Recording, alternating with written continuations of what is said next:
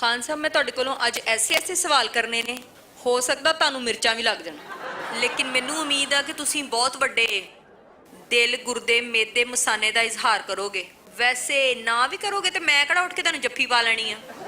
ਹੁਣ ਪਹਿਲਾ ਸਵਾਲ ਸਿੱਟਾਂ ਕਿ ਧੌਣ 'ਚ ਸਿੱਟਾਂ? ਤੂੰ ਮੁਸਲਸਲ ਮੈਨੂੰ ਰੇਸ ਕਰਨ ਦੀ ਕੋਸ਼ਿਸ਼ ਕਰ ਰਹੀ ਹੈ। ਫਿਰ ਤੈਨੂੰ ਐਡੇ ਐਡੇ ਕੀੜੇ ਪੈਣੇ ਆ। ਸਭ ਤੋਂ ਪਹਿਲੇ ਇਹ ਦੱਸੋ ਤੁਹਾਡੇ ਵਜ਼ੀਰ ਕਿੱਦਾਂ ਦੇ ਆ?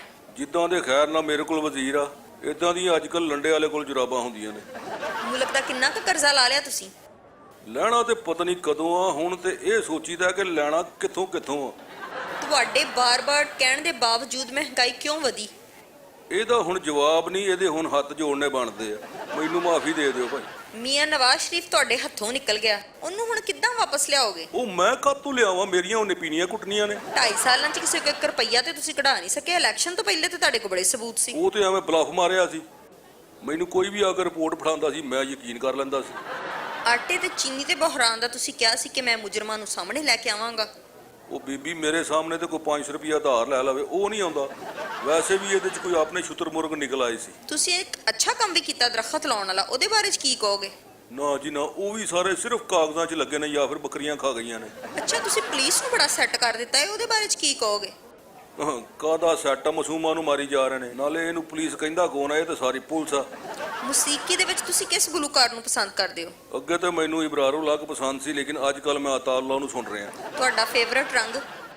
ਮੇਰਾ ਫੇਵਰਟ ਰੰਗ ਉਹ ਆ ਜਿਹੜਾ ਹਮੇਸ਼ਾ ਉੱਡਿਆ ਰਹਿੰਦਾ। ਅੱਛਾ, ਫਿਰਦੌਸ ਆਸ਼ਿਕ ਅਵਾਨ ਦੇ ਬਾਰੇ 'ਚ ਇੱਕ ਜੁਮਲਾ। ਵੱਡਾ ਸਪੀਕਰ। ਤੁਸੀਂ ਕਿਹਾ ਸੀ ਸ਼ੇਖ ਰਸ਼ੀਦ ਵਰਗਿਆਂ ਨੂੰ ਤੇ ਮੈਂ ਚਪੜਾਸੀ ਵੀ ਨਾ ਰੱਖਾਂ। ਨਹੀਂ, ਅੱਜ ਕੱਲ ਤੇ ਮੈਂ ਰੱਖ ਰਿਹਾ ਵਾ। ਅੱਛਾ, ਮੌਲਾਨਾ ਫਜ਼ਲੁਰ ਰਹਿਮਾਨ ਦੇ ਬਾਰੇ 'ਚ ਮੈਂ ਤੁਹਾਨੂੰ ਕੁਝ ਅਹਿਮ ਸਵਾਲ ਕਰਨਾ ਚਾਹੁੰਦੀ ਹਾਂ। ਸਿੱਧੀ ਤਰ੍ਹਾਂ ਕਹਿ ਕੇ ਮੈਂ ਥੱਪੜ ਖਾਣੇ ਆ। ਤੁਹਾਨੂੰ ਕੀ ਕਹਿੰਦਾ ਹੈ? ਕੁਛ ਨਹੀਂ, ਬਸ ਮੈਨੂੰ ਹਲਵੇ ਵਾਂਗੂ ਪੈਂਦਾ। ਤੁਸੀਂ ਕਿਹਾ ਸੀ ਕਿ ਮੋਦੀ ਦੁਬਾਰਾ ਆ ਜਾਏ ਤੇ ਜ਼ਿਆਦਾ ਅੱਛਾ ਹੈ। ਆਹੋ ਕਿਹਾ ਸੀ। ਹੁਣ ਉਹਦੀ ਹਕੂਮਤ ਦੇ ਖਿਲਾਫ ਕਿਉਂ ਹੋ? ਮੈਂ ਉਹਦੀ ਹਕੂਮਤ ਦੇ ਨਹੀਂ, ਉਹ ਚਿੱਬੜ ਦੇ ਖਿਲਾਫ। ਤੁਸੀਂ ਕਸ਼ਮੀਰ ਦਾ ਮੁੱਦਾ ਅਕਵਾਮੇ ਮੁਤਹਿਦਾ ਦੇ ਅੱਗੇ ਰੱਖਿਆ, ਉਹਨਾਂ ਨੇ ਤੇ ਕੱਖ ਵੀ ਨਹੀਂ ਕਰਨਾ। ਆਹੋ ਇਹ ਤੇ ਮੈਨੂੰ ਪਤਾ, ਸਭ ਡਰਾਮਾ। ਤੁਸੀਂ ਹਰ ਖਿਤਾਬ ਦੇ ਵਿੱਚ ਉਸਮਾਨ ਬਜ਼ਦਾਰ ਦੀ ਬੜੀ ਤਾਰੀਫ ਕਰਦੇ ਹੋ। ਉਹ ਕਰਦਾ ਜੋ ਕੁਛ ਨਹੀਂ। ਤੁਹਾਨੂੰ ਪਤਾ ਹੈ ਕਿ ਅੱਜ ਪਾਕਿਸਤਾਨ ਦੇ ਵਿੱਚ ਇੱਕ ਗਰੀਬ ਆਦਮੀ ਕਿੱਦਾਂ ਗੁਜ਼ਾਰਾ ਕਰਦਾ ਹੈ? ਇਹ ਤੇ ਕੋਈ ਵਜ਼ੀਰ ਆ ਕੇ ਮੈਨੂੰ ਦੱਸੇਗਾ ਤਾਂ ਪਤਾ ਲੱਗੇਗਾ। ਅੱਛਾ, ਖੁਦਾ ਨਾ ਖਾਸਤਾ ਤੁਹਾਡੀ ਹਕੂਮਤ ਖਤਮ ਹੋ ਜਾਂਦੀ ਹੈ ਤੇ ਫਿਰ ਕੀ ਕਰੋਗੇ? ਕੋਈ ਨਹੀਂ, ਆਪਣੇ ਕੰਟੇਨਰ ਲੈ ਲੈਣੇ। ਤੁਸੀਂ ਮੁਲਕ 'ਚ ਤਬਦੀਲੀ ਦੀ ਗੱਲ ਕਰਦੇ ਸੀ, ਉਹ ਤਬਦੀਲੀ ਆਈ? ਬਿਲਕੁਲ ਆਈ ਆ। ਹਕੂਮਤ ਤਬਦੀਲ ਨਹੀਂ ਹੋ ਗਈ। ਅੱਛਾ, ਰਾਹ 'ਚ ਜਾਂਦੀਆਂ ਤੁਹਾਡੀ ਕੋਈ ਕਮੀਜ਼ ਪਾੜ ਦੇ ਤੇ ਕੀ ਕਰੋਗੇ? ਮੈਂ ਅੱਗੋਂ ਉਹਦੀ ਸਲਵਾਰ ਪਾੜ ਦਿਆਂਗਾ। ਅੱਛਾ, ਲੋਕੀ ਕਹਿੰਦੇ ਨੇ ਕਿ ਤੁਸੀਂ ਕਿਤਾਬੀ ਬੰਦੇ ਹੋ, ਪ੍ਰੈਕਟੀਕਲ ਨਹੀਂ। ਤੁਹਾਨੂੰ ਵੀ ਲੱਗਦਾ? ਇਹਦਾ ਮਤਲਬ ਦੁਨੀਆ 'ਚ ਸੱਚੇ ਬੰਦੇ ਮੌਜੂਦ ਆ।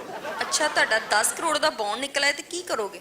ਬਣੀ ਗੱਲ ਆ, ਥੋੜਾ ਜਿਹਾ ਵੱਡਾ ਕਰਨਾ, ਉੱਥੇ ਤੁਰਨ ਦੀ ਜਗ੍ਹਾ ਹੀ ਨਹੀਂ ਹੈਗੀ। ਤੁਹਾਡਾ ਆਈਡੀਅਲ ਕੌਣ ਆ? ਆ ਜਿਹੜਾ ਮੈਂ ਨਵਾਂ ਇਮਰਾਨ ਖਾਨ ਯਾਦ ਕੀਤਾ, ਉਹ ਮੇਰਾ ਆਈਡੀਅਲ ਆ। ਕਰਾਚੀ ਦਾ ਕੂੜਾ ਨਾ ਪਿਛਲੀਆਂ ਹਕੂਮਤਾਂ ਖਤਮ ਕਰ ਸਕੀਆਂ ਤੇ ਨਾ ਤੁਸੀਂ ਖਤਮ ਕਰ ਸਕੇ। ਤੁਸੀਂ ਇਸ ਗੱਲ ਤੇ ਕੂੜਾ ਹੀ ਪਾ ਦਿਓ। ਨੌਜਵਾਨ ਨਸਲ ਤੁਹਾਡੇ ਨਾਲ ਬਹੁਤ ਪਿਆਰ ਕਰਦੀ ਹੈ, ਤੁਸੀਂ ਵੀ ਉਹਨਾਂ ਨਾਲ ਪਿਆਰ ਕਰਦੇ ਹੋ। ਬਸ ਉਹਨਾਂ ਨੂੰ ਕਰੀ ਜਾਣ ਦੇ।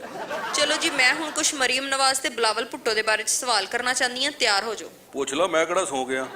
ਤੁਹਾਡੇ ਅੰਦਾਜ਼ੇ ਨਾਲ ਅਗਲਾ ਵਜ਼ੀਰ ਆਜ਼ਮ ਬਿਲਾਵਲ ਬਣੇਗਾ ਜਾਂ ਮਰੀਮ ਨਵਾਜ਼? ਕਿਉਂ, ਮੈਂ ਮਰ ਗਿਆ, ਕਾਲੀ ਜ਼ਬਾਨ ਵਾਲੀ ਹੈ। ਮਰੀਮ ਨਵਾਜ਼ ਦੇ ਜਲਸਿਆਂ 'ਚ ਤੇ ਬੜੀ ਤੇਜ਼ੀ ਆ ਗਈ ਹੈ। ਇਹੋ ਜੀਆਂ ਤੇਜ਼ੀਆਂ ਵਿਖਾ ਕੇ ਮੈਂ ਠੇਡੇ ਖਾ ਚੁੱਕਿਆ ਹਾਂ। ਤੁਸੀਂ ਇਕੱਲੇ ਸੀ, ਇਹ ਹੁਣ ਸਾਰੇ ਰਲ ਗਏ ਨੇ। ਮੈਨੂੰ ਤੇ ਇਹ ਲੱਗਦਾ ਤੁਹਾਨੂੰ ਕਿਤੇ ਸਿੱਟ ਹੀ ਨਾ ਦੇਣ। ਸ਼ਕਲ ਚੰਗੀ ਨਾ ਹੋਵੇ ਤੇ ਗੱਲ ਚੰਗੀ ਕਰਿਆ ਕਰ। ਜਵਾਬ ਦਿਓ। ਬੀਬੀ ਫਿਰ ਮੇਰੇ ਵੱਲੋਂ ਤੈਨੂੰ ਜਵਾਬ ਹੀ ਹੈ। ਮਰੀਮ ਦੀ ਸਪੀਚ ਤੇ ਅੱਛੀ ਹੁੰਦੀ ਹੈ। ਕਿਉਂ, ਮੇਰੀ ਤਕਰੀਰ ਤੇ ਬੱਚੇ ਸੌ ਜਾਂਦੇ ਆ। ਵੈਸੇ ਮੈਨੂੰ ਤੇ ਅਗਲੀ ਵਾਰੀ ਬਿਲਾਵਲ ਦਾ ਚਾਂਸ ਜ਼ਿਆਦਾ ਲੱਗਦਾ ਹੈ। ਕਾਹਦਾ ਚਾਂਸ? ਉਹ ਮੂੰਹ ਨਾਲ ਹਾਥੀ ਚੁੱਕ ਲੈਂਦਾ। ਦੱਸ। ਦਰਅਸਲ ਉਹ ਗਰੀਬਾਂ ਦੀ ਗੱਲ ਕਰਦਾ ਹੈ, ਇਸ ਲਈ। ਉਹ ਪੀਪਲ ਪਾਰਟੀ ਦਾ ਤਾਂ ਕੰਮ ਹੀ ਗਰੀਬਾਂ ਦੀ ਗੱਲ ਕਰ ਕਰਕੇ ਗਰੀਬਾਂ ਦੀ ਖਾਲ ਲਾਉਣਾ। ਨਹੀਂ ਹੋ ਸਕਦਾ ਨਾ ਅੱਬੇ ਦੀ ਕਮਾਈ ਵੇਖ ਕੇ ਰੱਜ ਗਿਆ ਹੋਵੇ। ਲੈ, ਇੱਥੇ ਸਾਰਿਆਂ ਨੂੰ ਪਤਾ ਖੂਨ ਪੀਣ ਵਾਲੀ ਡੈਨ ਕਦੀ ਜੂਸ ਪੀਂਦੀ। ਉਹ ਬੀਬੀ ਸਵਾਲ ਕਰ, ਜੁੱਤੀਆਂ ਖਾਣ ਵਾਲੇ ਕੰਮ ਨਾ ਕਰ। ਸੌਰੀ ਭਾਈ। ਲਓ ਜੀ, ਇੰਟਰਵਿਊ ਮੁਕੰਮਲ ਹੋ ਗਿਆ। ਚਲੋ ਜੀ, ਖੈਰ ਨਾਲ ਜਾਓ। ਅੱਗੇ ਹੀ ਪਾਕਿਸਤਾਨੀ ਡਿੱਕਣ ਦੇ ਨੇ ਵੀ ਕਰੋੜ ਨੌਕਰੀਆਂ ਦੇਣ ਵਾਲਾ ਕਿੱਥੇ ਗਿਆ।